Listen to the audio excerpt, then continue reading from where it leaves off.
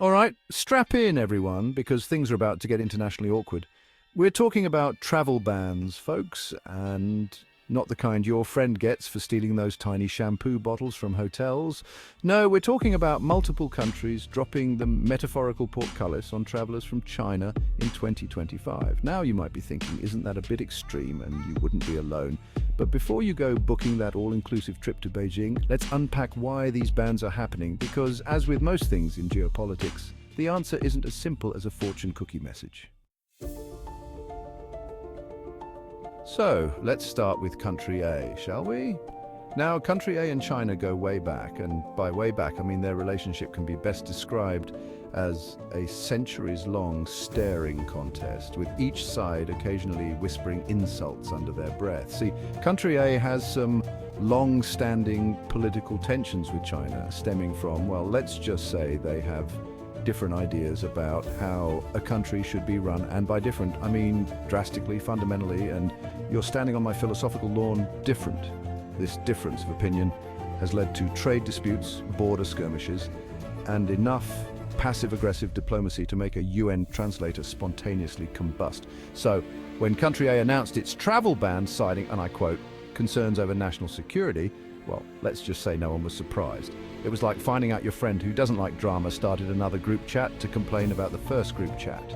And look, I'm not saying country A is entirely in the right here, but I am saying that understanding their historical baggage is about as fun as unpacking your suitcase after a 12-hour flight. It's messy, complicated, and you're probably going to find some questionable snacks you forgot you packed. Moving on to country B, a nation whose national animal could very well be a bottle of hand sanitizer. They're known for their stringent health regulations, and frankly, who can blame them? Have you seen the news lately? But country B's decision to ban travelers from China stems from a recent outbreak of insert fictional but plausible disease here. A particularly nasty bug that spreads faster than misinformation on social media. Now, there's no evidence that this outbreak was intentionally spread, but it has raised concerns within country B about the efficacy of China's public health infrastructure. And look, I get it, no one wants to be the country that accidentally starts a global pandemic sequel. No one wants to go from Tiger King to Typhoid Mary on the world stage. Still, some critics are arguing that this ban is discriminatory and rooted more in xenophobia than legitimate health concerns. It's a classic case of shoot first, ask questions later, except the shooting is metaphorical and the questions are all about epidemiology. Country C, oh country C, you're like that friend who always seems to be embroiled in some sort of interpersonal drama. Their reason for banning Chinese travelers, let's just call it a classic case of it's complicated. You see, country C and China have been engaged in a diplomatic standoff for months, ever since insert believable diplomatic incident here, for example. A Chinese diplomat publicly criticized country C's human rights record. Country C recalled its ambassador from China. Now, diplomatic spats are about as common as political promises you can't trust, but this one escalated quicker than a game of Monopoly after someone flips the board. Embassies were closed, ambassadors were recalled, and strongly worded statements were issued. You know, the usual diplomatic dance of passive aggression. So this travel ban, it's basically country C saying, look, we need some space right now. We're not saying it's you, it's us. We're saying it's definitely you, and we need to cool off before this turns into a Cold War 2.0 electric boogaloo. Chapter 4, Country D. Show me the money that you're not spending here. Let's talk about country D, a nation known for its love of money. And I don't mean that in a bad way, they're just very fiscally focused. So when they announced a ban on Chinese travelers, people assumed it was about the bottom line. And spoiler alert, they were right. See, country D relies heavily on tourism from, well, pretty much everywhere, but China especially. But recently, the influx of tourists has put a strain on their infrastructure, leading to overcrowded attractions, inflated prices, and locals muttering things like, remember when you could walk down this street without getting elbowed by a selfie stick? Now, some argue that this ban is a short-sighted move that will hurt country D's economy in the long run. And they're probably right. But hey, at least the lines for the bathroom at the Louvre will be shorter, for now. Chapter 5, Country E. They've seen Taken one too many times. Ah, Country E, a nation that takes its security more seriously than a squirrel guarding its nuts. And when I say seriously, I mean they have more surveillance cameras than a reality TV show set in a casino. So it's no surprise that their decision to ban Chinese travelers is rooted in, you guessed it, security concerns. They cite credible threats and potential espionage activities, which, okay, that's pretty vague, even for a government. Now, some critics are calling this a classic case of racial profiling, pointing out that there's no evidence to suggest Chinese travelers pose any greater security risk than anyone else.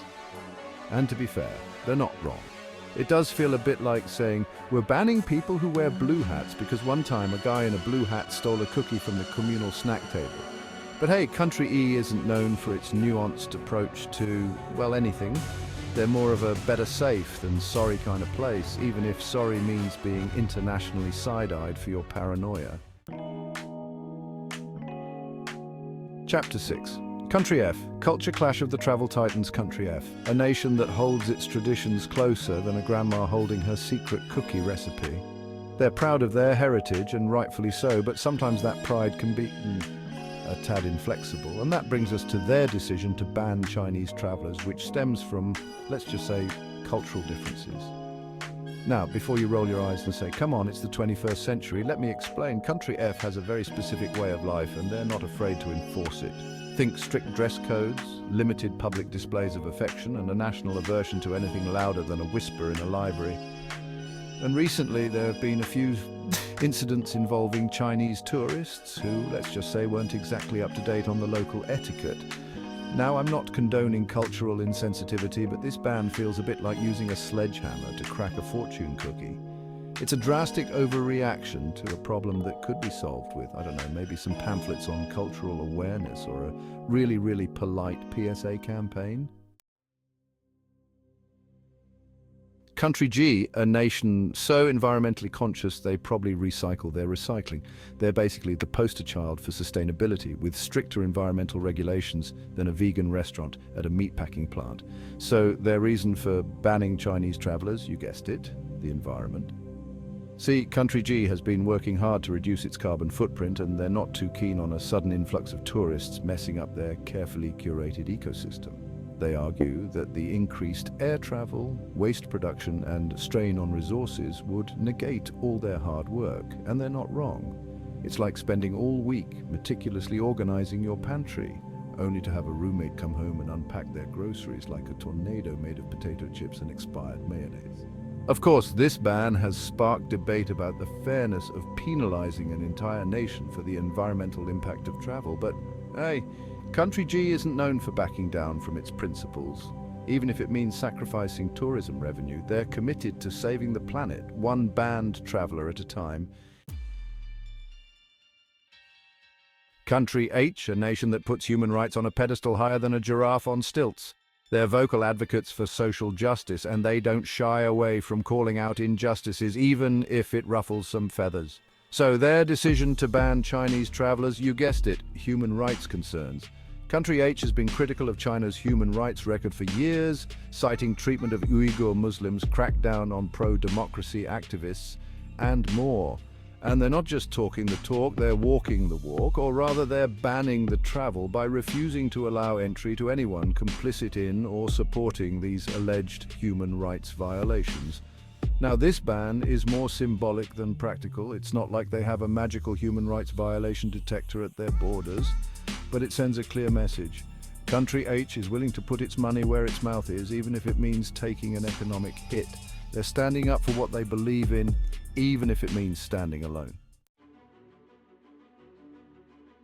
Country 1, a nation known for its, let's just say, assertive trade policies.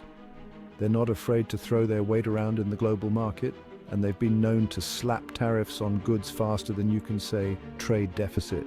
So their decision to ban Chinese travelers, you guessed it, trade wars. Country Y and China have been locked in a tit-for-tat trade war for years, with each side imposing tariffs on the other's goods. It's basically economic warfare fought with spreadsheets and import restrictions instead of guns and tanks. And this travel ban, it's just the latest salvo in this ongoing economic conflict. Country 1 is essentially holding Chinese tourists hostage, hoping to pressure China into making concessions and trade negotiations. Now, whether this tactic will work is anyone's guess. It's a risky move that could escalate tensions further and hurt both economies. But hey, when you're playing a game of economic chicken, sometimes you have to be willing to drive straight towards the cliff and hope the other guy swerves first. And finally, we come to country J, a nation obsessed with technology and innovation. They're at the forefront of the digital revolution, and they guard their technological advancements more closely than a dragon guarding its hoard. So their decision to ban Chinese travelers, you guessed it, technological competition. Country J has been increasingly wary of China's growing technological prowess, particularly in areas like 5G, artificial intelligence, and quantum computing. They fear that Chinese nationals could be engaging in industrial espionage, stealing valuable intellectual property, and undermining their technological edge. It's a digital arms race, and no one wants to be caught with a dial-up modem while the other guy has fiber optic. Now some critics argue that this ban is fueled by paranoia and xenophobia, pointing out that there's no evidence to suggest Chinese travelers pose any greater espionage risk than anyone else. But Country J isn't taking any chances. They're determined to stay ahead in the tech game, even if it means closing their borders to 1 billion potential tourists. Well, there you have it, folks. 10 countries, 10 bans, and a whole lot of international tension. It's a complicated situation with no easy answers, and it's likely to have ripple effects across the globe. These bans could reshape the landscape of international travel and relations. Will they lead to greater isolationism? Will they spark further conflict, or will they eventually pave the way for dialogue and understanding? Honestly, I'm just a guy in a suit behind a desk. I have no idea. All I know is this. The world is a messy, complicated place, and sometimes the only thing we can do is try to understand each other, even when it's hard, even when it's uncomfortable, and even when it involves explaining the intricacies of international diplomacy on a show that's supposed to be about funny animal videos. Stay tuned for more updates on this evolving story.